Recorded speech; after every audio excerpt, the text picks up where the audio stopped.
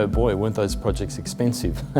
And certainly, when we think about the time at which the projects were being built, sourcing labour in fairly restricted markets as well, it was always going to be a feature of LNG. But looking beyond the cost, I think what Australia did on the East Coast with coal bed methane, embracing that, cleaning it up and creating a liquefied natural gas export industry, that's quite novel.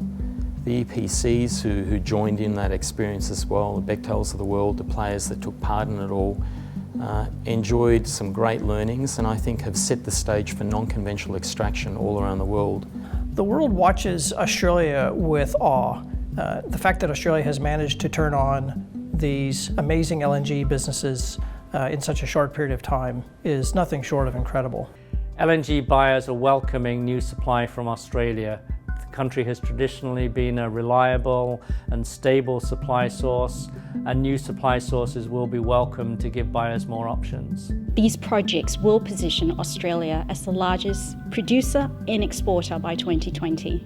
This is something that has happened with a speed that wasn't even imaginable some years ago. That has been a massive effort and mobilization of resources. I think everybody's waiting to see how Australia will manage its leadership.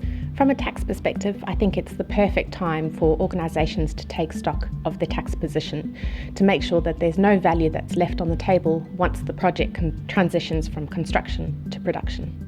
I expect that they would be sitting by now to watch and see how effectively those projects can reduce operating costs and establish themselves as reliable producers. I think the focus of the world on the Australian LNG projects has definitely been around the high cost and the high red tape that exists in Australia, but also the innovation that's come out of that and the speed at which they've been able to construct these projects.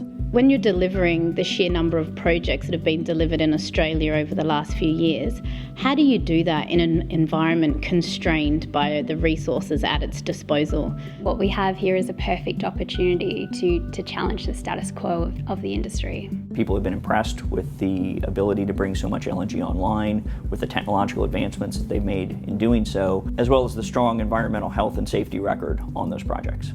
Also some novel ways of moving people who are working on jobs. To single out BB Marine with their coastels and floating hotel accommodation where, really some of those first contracts were off the west coast and allowed us to move entire communities of people that were more self-sustained and wouldn't have the long-term detrimental impact on communities that a simple solution like building extra houses would tend to have over the longer term.